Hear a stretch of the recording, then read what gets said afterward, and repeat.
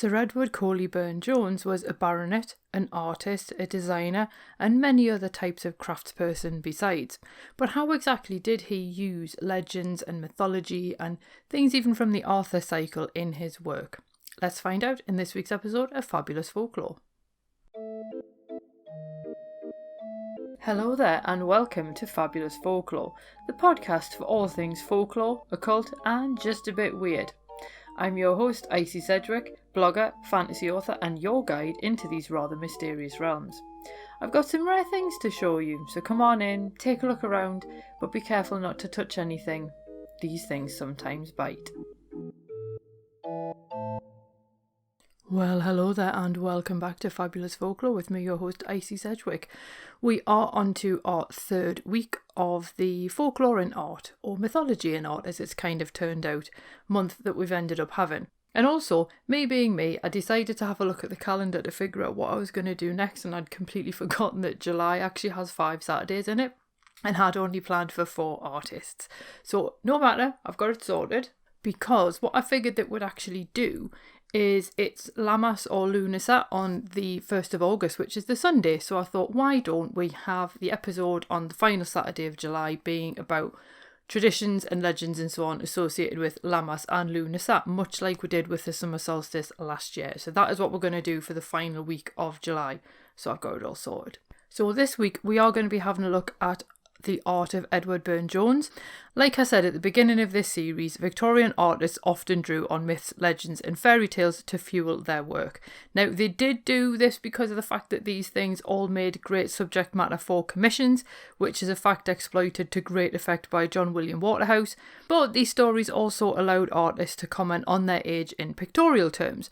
So the rewriting of a myth or the choice of a singular moment from a legend could give the artist a visual voice. And as we saw last week, Evelyn de Morgan was a true genius at lending established stories a new perspective through her composition and treatment of the narrative. Now, this could also work in much more derisive ways, which is what we're going to have a look at with Burne-Jones. And yes, it is true, the Victorians do have a lot to answer for more widely, but there is a reason for my choice of this period for this theme, because of the fact it was a period in which mythology and folklore appeared a lot in art. True, they did use these myths to explore dangerous female sexuality and to reinforce patriarchal and colonial ideals, but on the other hand, these paintings did bring these legends to a wider audience, and that is ultimately the goal of both my blog and podcast, so therefore it seemed like an interesting dovetail. And again, like I've said before, on a practical level, many of the paintings are in the public domain, so I can share them here. And when I say here, obviously this is also going on YouTube as well, so like always, I'm going to put the link to the video below, so if you want to see the paintings as I'm talking about them, you can. If you're happy to just look at them on my blog, you can. I'm going to leave it entirely up to you for what works better for you. But anyway, let's have a look at the artwork of Edward Burne-Jones.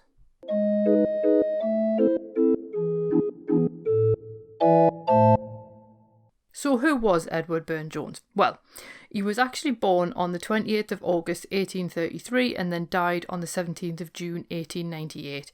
He's most often associated with the pre-Raphaelite art movement, and he did also work with William Morris, whom he met at Oxford. He wasn't upper class by birth, despite having a knighthood later in life, and he was actually born in Birmingham, but his mother died when he was very young, so he was essentially raised by his father, who was a Welsh frame maker.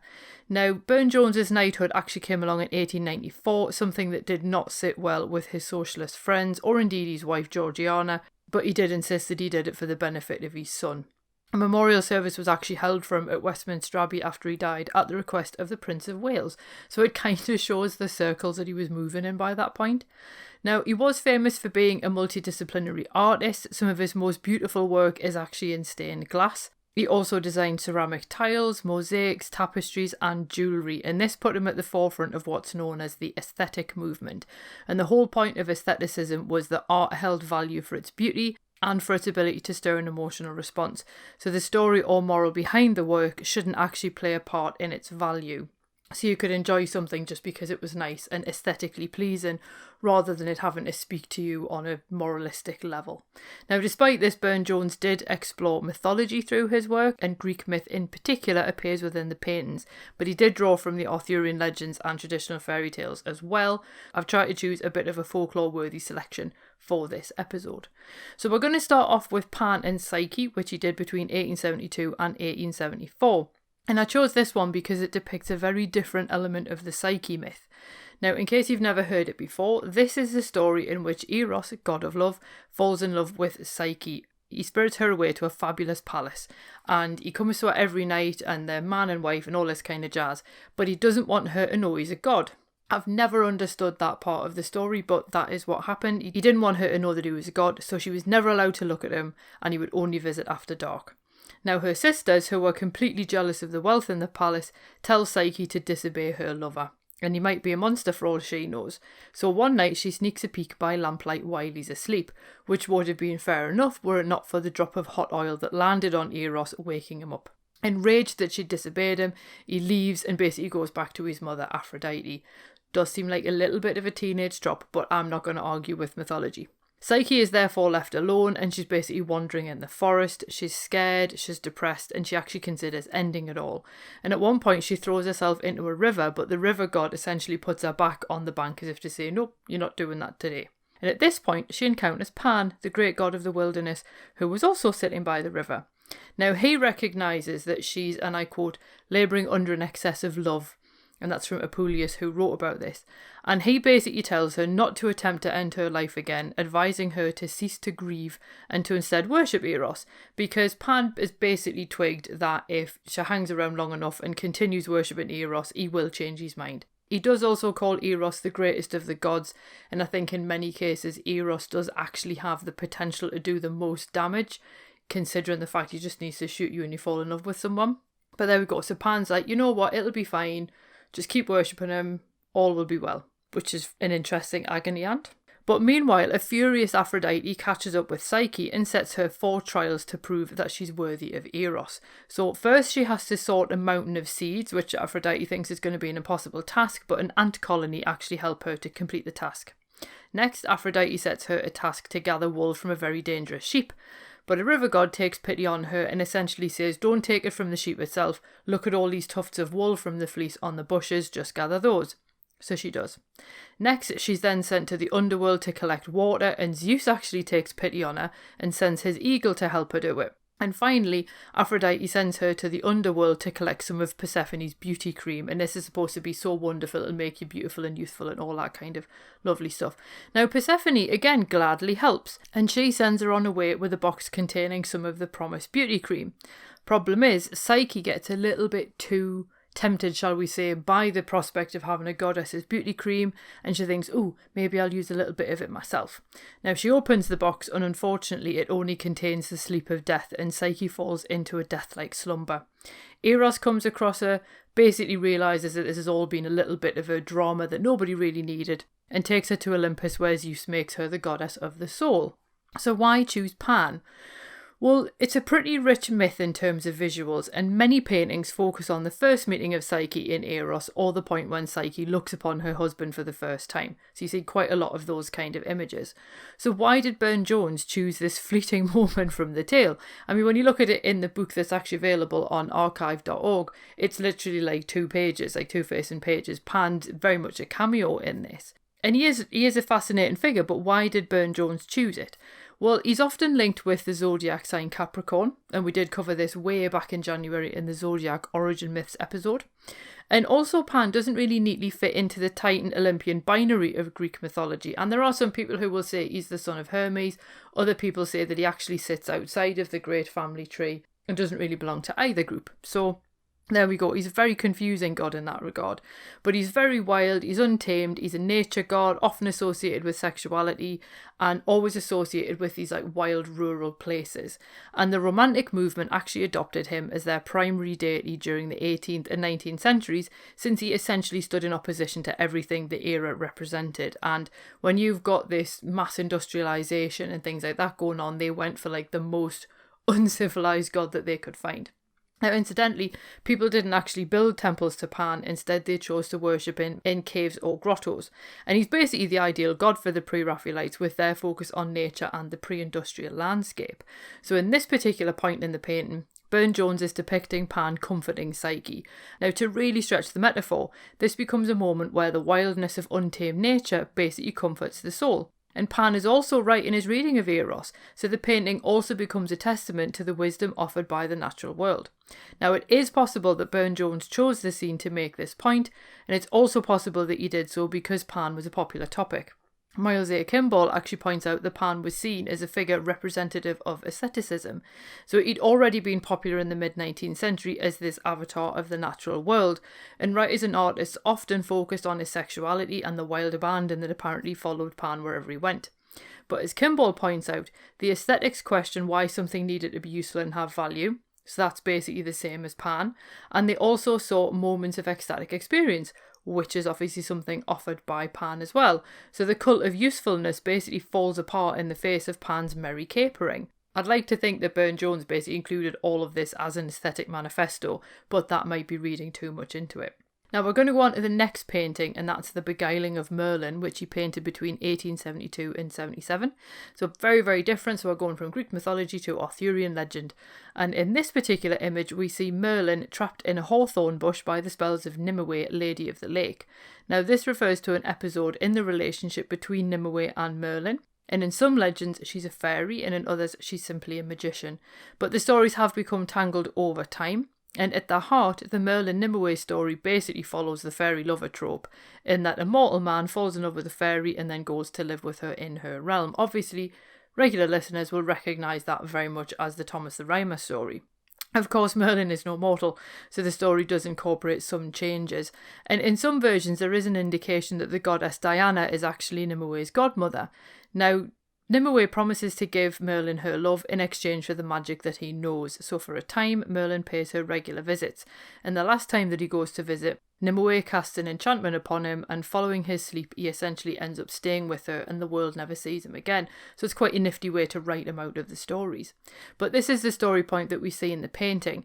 Nimue has just put him to sleep, and Berthelot points out that in the Lancelot story, Merlin actually arrives at the lady's manor with the intention of deflowering her, and he's already seduced other women with promises of teaching them magic, so in this version, Nimue's use of magic to basically neutralise Merlin is kind of justified.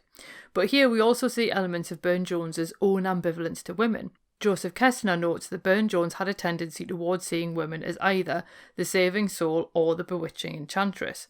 Nimue is cast as the latter, portrayed as a deceitful woman, and Burne-Jones's own wife, Georgiana, even admitted that her own brother had described Burne-Jones as a misogynist.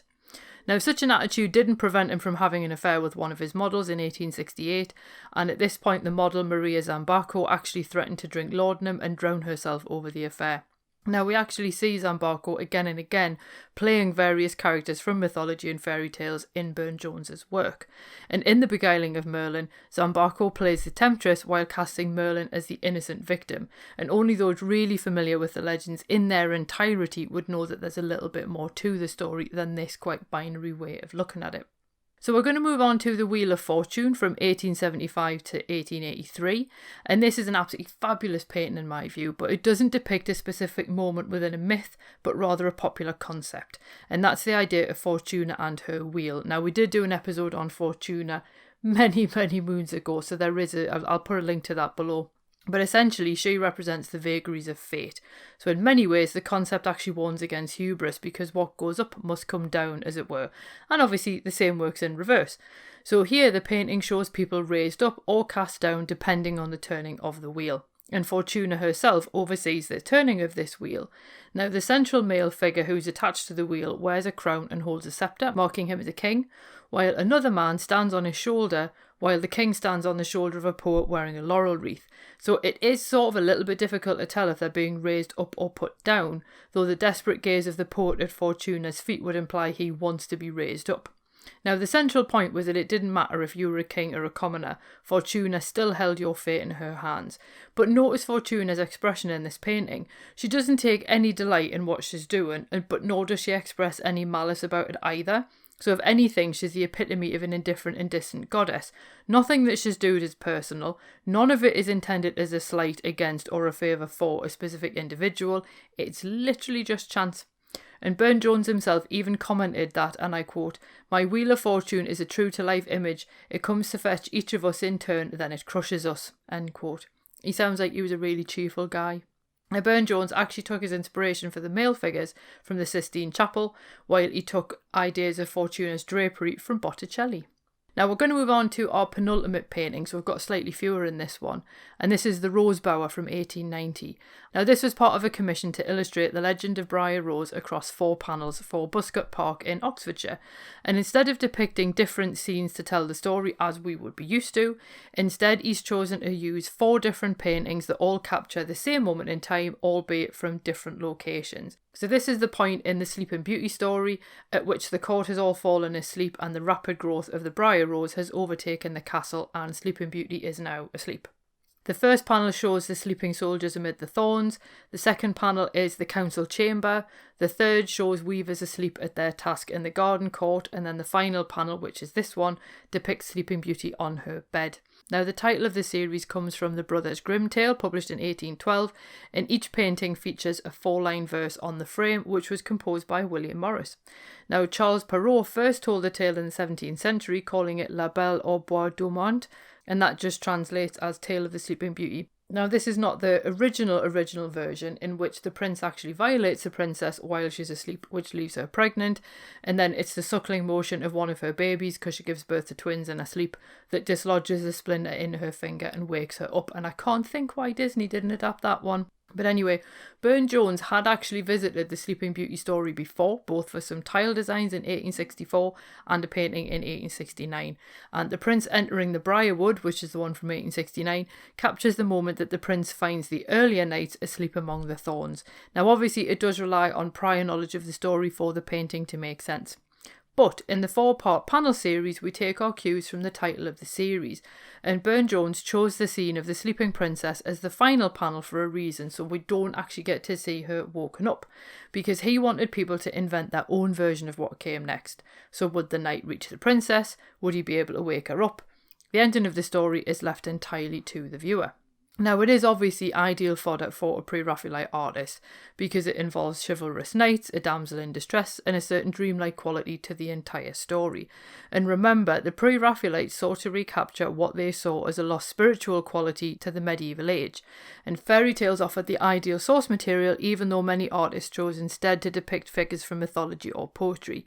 Now, in this case, Burne-Jones captures his perfect woman in the Sleeping Beauty as a beautiful damsel awaiting rescue, rather than the wicked temptresses that we see elsewhere. Now we're going to move on to the final painting of this episode, which is The Last Sleep of Arthur in Avalon. This was actually painted between 1881 and 1898. So he was actually working on this one when he died. Now I've put this one in after the Rose Bower, even though the Rose Bower was finished first, purely because it feels like the right place to end, because like I say, he was working on this painting when he died, and we've basically come all the way back round to King Arthur for one of his most famous paintings, and this is the work that most consumed his life. It's a huge painting, over 6 metres wide, and it was originally commissioned for the library of Naworth Castle, and his patron George Howard also liked the Arthurian legends, but he left the topic to Burne-Jones. Now, the story behind this painting comes from La Morte d'Arthur from 1470 by Thomas Malory, and in it King Arthur mounts this big battle against Mordred, except he suffers a fatal wound and he's taken to Avalon. Here he lies in a deep slumber until he's called back to the world, and his head rests in the lap of Morgan Le Fay. Now, in many ways, the painting is more about death than sleep or resurrection, and the fin de siècle raged around Burne-Jones as he worked on it, and essentially what happened was the reverence that the mid-Victorians had for Arthur had long since faded, and Burne-Jones had his own stuff going on because he had other members of the pre-Raphaelite Brotherhood had died. He did manage to reconcile with Morris, with whom he had actually fallen out with earlier, but there is a sense of sort of broken bonds and time passing and things being ruined, really.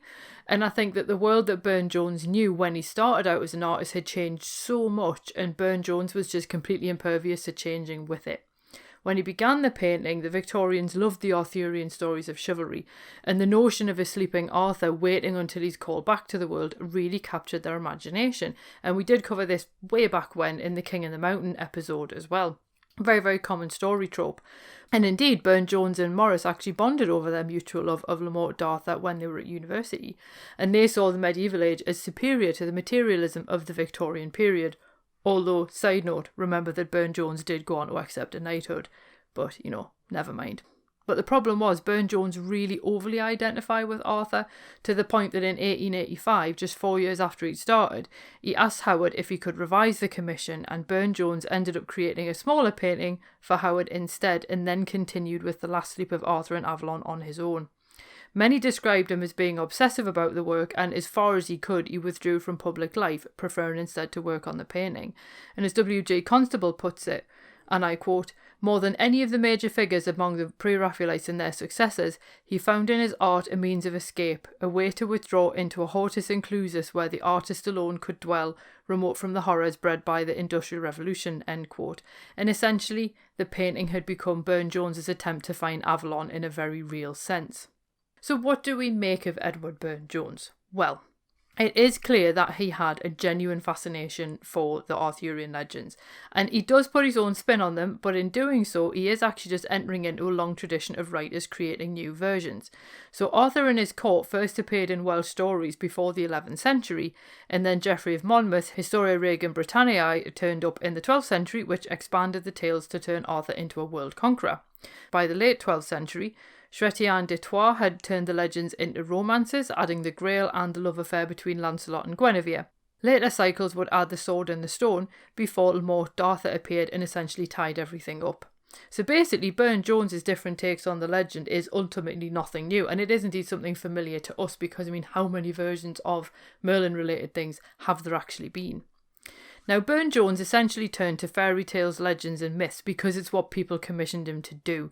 You don't often see him just exhibiting and selling them from exhibitions like you do with De Morgan. Instead, Burne-Jones painted because people asked him to. But he does seem to still infuse his paintings with his own views on gender, particularly his dim view of women. So where Waterhouse and De Morgan use them as central characters, Burne-Jones casts them in relation to those around them. And whether you're a goddess, a fairy or a sleeping beauty, you really only have two options of femininity. So on one hand, you can be disinterested, seductive or deceitful, or on the other hand, you can be virtuous, obedient or Madonna-like. So you're not really given a huge amount of choice. Now, true, many of the myths and legends are themselves incredibly rigid in terms of gender depictions, but Burne-Jones never seemed to grasp that people are never so simple, and binary thinking really does leave you ultimately satisfied because it creates no room for nuance or any kind of new ideas to come forward. And to be fair, it's a wonder that he ever managed to capture such gorgeous colours when he had such a black and white view of the world. So what I want to know is, what do you think of the work of Edward Burne-Jones? Obviously, you can tell me what you think of the man as well if you want. Again, as always, you can post comments on the blog post or the YouTube video, depending on how you're encountering this. You can tweet me, Instagram me, whatever. All the links are below as always. I hope you enjoyed that. I'm actually not a huge fan of Burne-Jones's work to start with because it always just feels a little bit like someone's doing almost a parody of the pre-Raphaelites, if that makes sense. There's one of his paintings in the Lang Art Gallery in Newcastle, and it's nice enough, but it's nowhere near the quality of a Holman Hunt or something like that. But maybe that's just me. I don't know. We are going to do Rebecca Solomon next week, because I thought it would be quite nice to have a nice even balance between male and female artists. And as I say, then the week after we will have a look at folklore and legends associated with Lammas and Lughnasadh. So I hope you hang around for those as well. We will be going back to more traditional folklore type things in August. So if you're not really that bothered about art, stick around. We are kind of going back to that sort of stuff as well.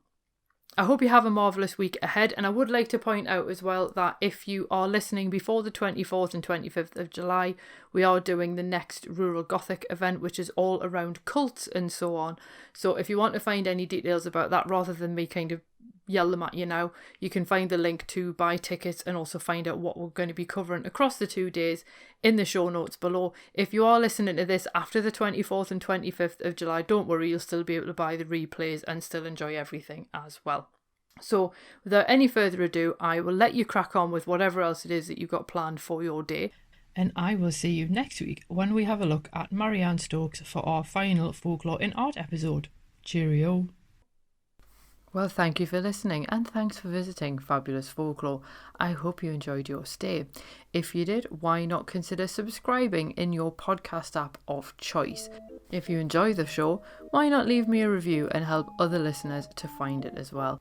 And if you'd like bonus exclusive episodes of the podcast, then why not support me on Patreon? It does help me to keep the show going, and it means that you get a little bit extra every month as well.